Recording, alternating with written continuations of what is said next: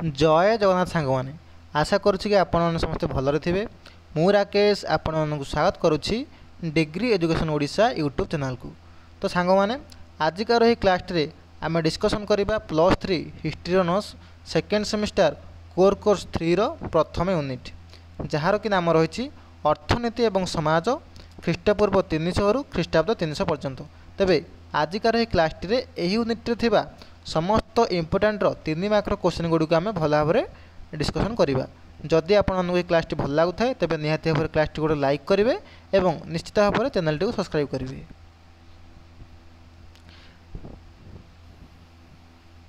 तेबे प्रथम क्वेश्चन को देखिए कौन देती ना प्राचीन भारत कृषि संबंध में आमको किसी तथ्य उल्लेख करने।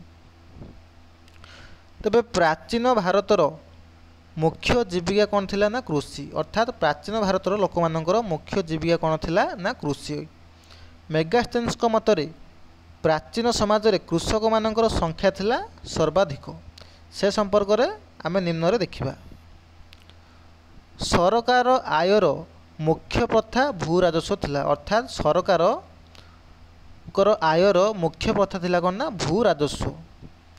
सेकेंड कौन अच्छी ना अधिवासी माने ग्राम रे बास करिया सहित कृषि कार्य मध्य करुथिले, किंतु जमीर मालिकाना सत्व सरकारंको हाथ रे रहिथिला।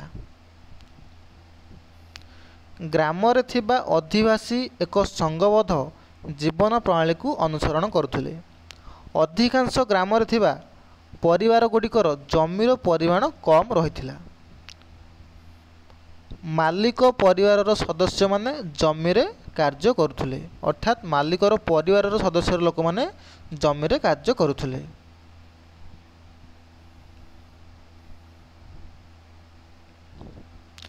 बहुत चाषी निजर चाष पई ठिका एवं गोती श्रमिक मानक उपरे निर्भर करुथिले।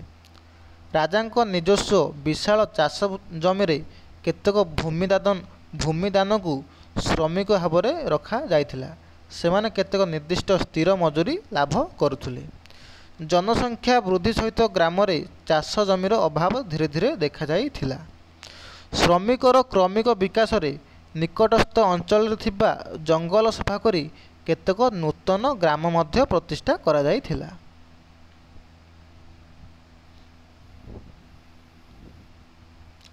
तापर आमे देखिबा 2 नंबर क्वेश्चन को कौन देछि ना प्राचीन भारत में जलसेचन व्यवस्था किपरि भाव रही से संपर्क में आमको आलोचना करने कही। तेज सठिक उत्तर कौन रही ना भारत में कृषि व्यवस्था जलसेचन उपर निर्भर करुथिले मध्य विभिन्न कृत्रिम जलाशय नदी कुलिया द्वारा शस्य क्षेत्र को जल जोगाण करा जाउथिला। प्राचीन साहित्यिक ग्रंथर जना पड़े जे गिरिनाथ पर 100 फुटर एक कृत्रिम जलाशयर निर्माण मध्य करा जाइथिला।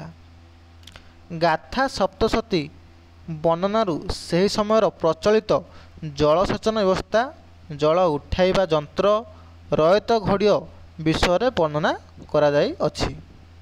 सातवाहन राजत्व समय वर्णित नासिक गुंफालिपि अमरावती ठार आविष्कृत शिलालिपि रे पानिया तारिख नामक सरकार जल अधिकारी संपर्क में मध्य वर्णना करा जाय अछि।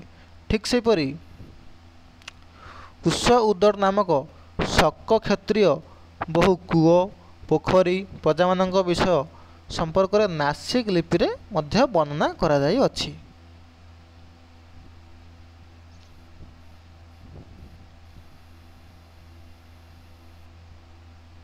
ठीक सेपरी शक सम्राट रुद्र दामनकर जूनागढ़ शिलालिपि रे जलसेचन निमंते सूक्ष्मसन जल भंडार व्यवहार कराउथला बोली ग्रहण करा जाय अछि।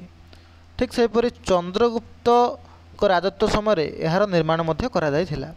एथिरु स्पष्ट जना पड़े जे मौर्य मानकर राजत्व समय शासकगण जलसेचनर विशेष व्यवस्था करिथिले। ठीक सेपरि प्राचीन और मध्ययुगीय भारतर इतिहास को पर्यालोचना कले उभय सरकार और जनसाधारण कृषि जलसेचन निमंते आग्रह प्रकाश करने संपर्क में जना पड़ी था।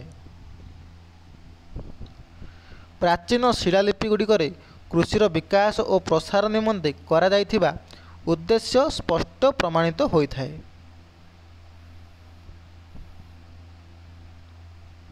ठीक सेहीपरि मुख्य फसल कौन कौन थिला ना से समय ना प्राचीन भारत में चाष करा मुख्य फसल गुड़ी हूँ कौन कौन ना धान, गहम, बार्ली, बाजरा, सोरिष, आखु, बादाम, चना एवं बीन थिला मुख्य फसल।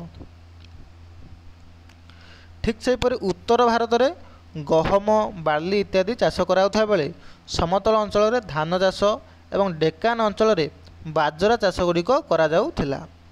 दक्षिण भारत अंचल में विशेष भाव में केरल में अदा, डालचीनी, अलैच, गोलमरीच आदि विभिन्न प्रकार मसला जातीय द्रव्य चाष करा जाउथिला।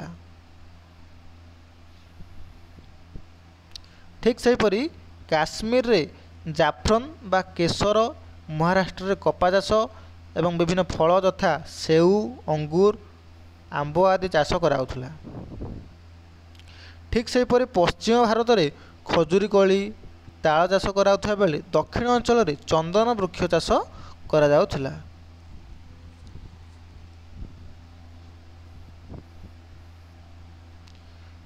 तापर आम देखा 3 नंबर क्वेश्चन को कौन देइछि ना प्राचीन भारतर वर्ण व्यवस्था संपर्क में आमको वर्णना करने कही। तो यार सठिक उत्तर कौन रही ना प्राचीन भारतीय समाज वर्ण एवं आश्रम पद्धति उपर साधारणतः पर्यवसित थिला। समाजर लोक मानू 4 भाग में विभक्त कराइथिला एवं यह को ही कौन कहउथला ना वर्ण व्यवस्था बोली कहा जाउथला। प्रत्येक मनुष्यर जीवन को साधारणतः 4 भाग में विभक्त कराइथिला जहाकू आम कौन कहू ना आश्रम बोली कही थाउ बा आश्रम व्यवस्था बोली आम कही थाउ। वर्ण शब्दटी आमर संस्कृत मूल शब्द ब्रीरु आसीअछि। यार अर्थ हूँ कौन ना मन नयन। तेणु वर्णर अर्थ हूँ कौन ना पसंद बा मन नयन। पुरुष सूक्ति रे मनुष्यर वर्ण को 2 भाग में विभक्त कराई यथा श्वेत वर्ण एवं आउ गोटे हूँ कौन ना दास वर्ण बा कला रंगर विशिष्ट मनीष।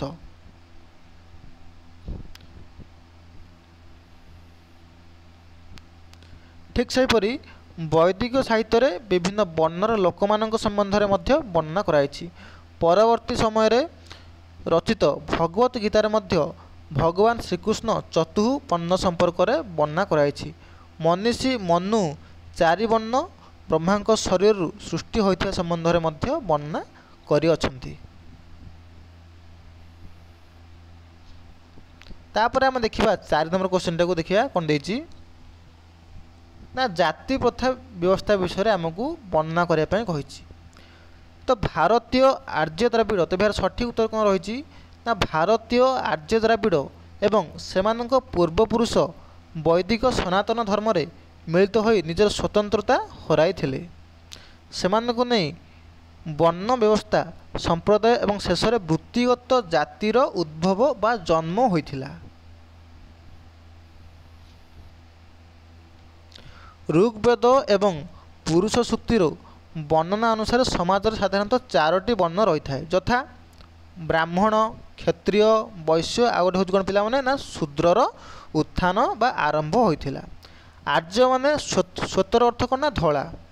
आर्य माने श्वेत वर्ण विशिष्ट एवं भारतर आदिम अधिवासी एवं द्राविड़ माने कृष्ण माने कला वर्ण अर्थात द्राविड़ माने कृष्ण वर्ण विशिष्ट थिले।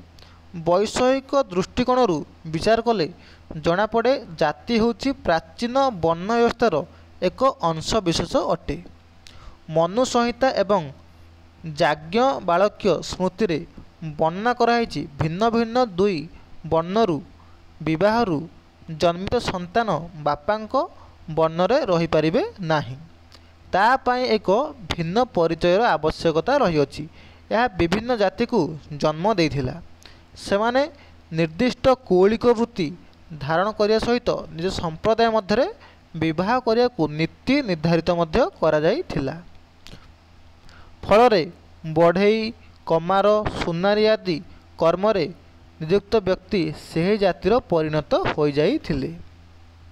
सेमानकर वृत्ति गुड़िक वंशानुक्रमिक रे परिणत होइथिला। मिश्रित जाति मध्यरु अनेक अस्पृश्य जातिर सृष्टि होइथिला।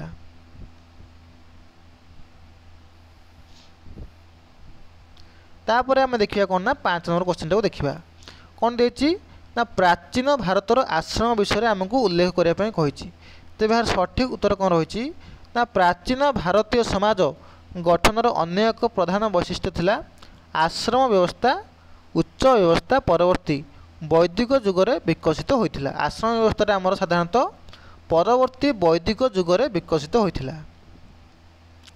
आश्रमर आक्षरिक अर्थ होची कोन ना सामयिक विराम स्थल। तबे आश्रमर आक्षरिक अर्थ होची कोन ना सामयिक विराम स्थल। यह संस्कृत शब्द श्रमरु आसीअछि। यार अर्थ होची कोन ना निजको कार्य व्यवहार करिबा। निजको कार्य व्यवहार करिबा। मनुष्यर समग्र जीवन को साधारणतः 4 गोटी आश्रम विभक्त करा जाय पारे। तथा कौन कौन से गुड़िक ना ब्रह्मचर्य गृहस्थ्य वानप्रस्थ एवं सन्यास। तेबे मनुष्यर समग्र जीवन को आम 4 गोटी आश्रम विभक्त कले यथा से गुड़िक हूँ कौन कौन ना ब्रह्मचर्य गृहस्थ्य वानप्रस्थ एवं सन्यास। आर्य माने मनुष्यर जीवन को 100 वर्ष रूपे परिकल्पना करी यार 4टी विभाजन करथिले। देख आर्य माने मनुष्यर जीवन को 100 वर्ष रूप परिकल्पना करथिले। जेमिति कि ब्रह्मचर्य आम 25 वर्ष गृहस्थ 25 वर्ष वानप्रस्थ 25 वर्ष एवं सन्यास 25 वर्ष। यहीपरि भाव में आर्य माने मनुष्यर जीवन को 100 वर्ष रूप परिकल्पना करी यार 4 गोटी विभाजन करथिले।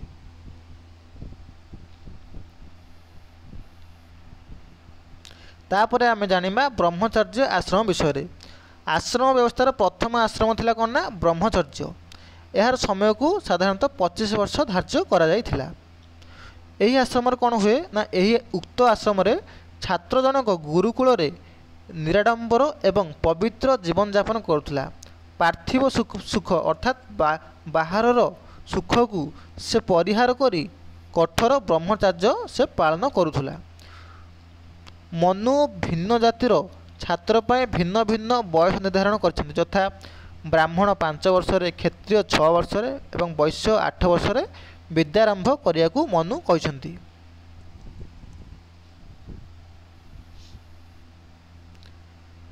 तापर आम देखा गृहस्थ्य बा गृहस्थ आश्रम को देखा। आश्रम व्यवस्थार द्वितीय स्तर थिला कौन ना गृहस्थ्य आश्रम। उक्त आश्रम रे समय थिला केबेठु केबे पर्यंत ना 26 वर्ष रु 50 वर्ष पर्यंत सीमित थिला। उक्त आश्रम रे विवाह परिवार विभिन्न प्रकार कार्य संपादन करिबा जन्मित संतान प्रति बा जन्म करथिबा संतान प्रति कर्तव्य संपादन आदि कार्य करुथुले। तापर हम देखिबा वानप्रस्थ आश्रम विषय। आश्रम व्यवस्थार तृतीय स्तर थिला कौन ना आमर वानप्रस्थ आश्रम। उक्त आश्रम रे मनुष्य कामना बासना परित्याग करी जंगल मध्य कुटीर निर्माण करी रहिबा स्वल्प खाद्य ग्रहण बा अल्प खाद्य ग्रहण करी आत्मार शुद्धि पाई शरीर को कष्ट देबा बनरू फलमूल संग्रह करी खाद्य ग्रहण करिबा भगवत चिंतार निजको नियोजित करिबा पवित्र कर्म करी मोक्ष लाभ करिया थिला एही वानप्रस्थ आश्रमर कार्य।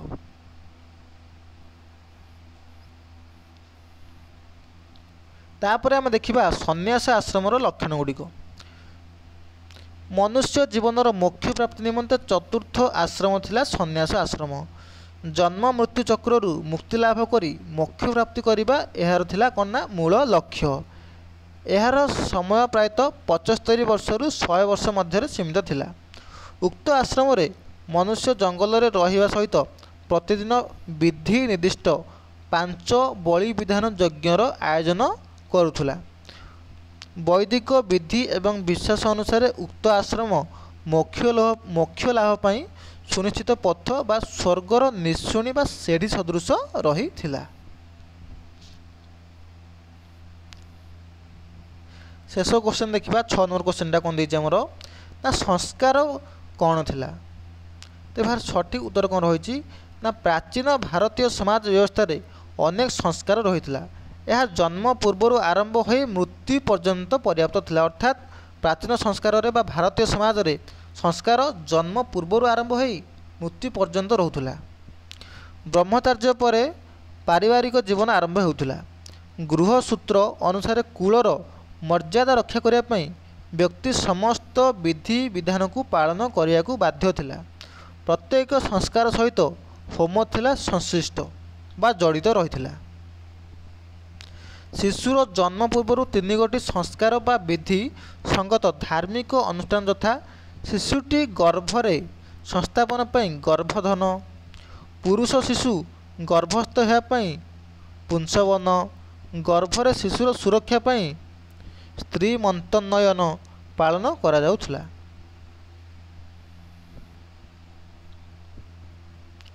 शिशुर जन्म पर जातकर्म बा नाभि छेदन, जन्मर 10म बा 12 दिवस नामकरण, 6 मास पर अन्नप्राशन एवं जन्मर प्रथम बा तृतीय वर्ष छत्ताकर्म बा मुंडन कार्य करा जाउथला। शिशुर 7म 9म एवं 11 वर्ष बयस बा 11 वर्ष बयस उपनीत हेले उपनयन एवं परे ब्रह्मचारी रूपे गुरुकुल से रोथुले। शिक्षा समाप्त होया परे से माने कौन करथुले ना गृह को प्रत्यावर्तन बा फेरी जाउथुले। फेरी प्रत्यावर्तन समय समावर्तन उत्सव परे विवाह संस्कार करुथुले। धन्यवाद सांग मैंने आशा करछि आपन को क्लासटी निहाती भाव भल लगी। जदि आपन को क्लासटी भल लगी थाए तबे निहाती भाव क्लासटी गोटे लाइक करेंगे और निश्चित भाव चैनल को सब्सक्राइब करेंगे।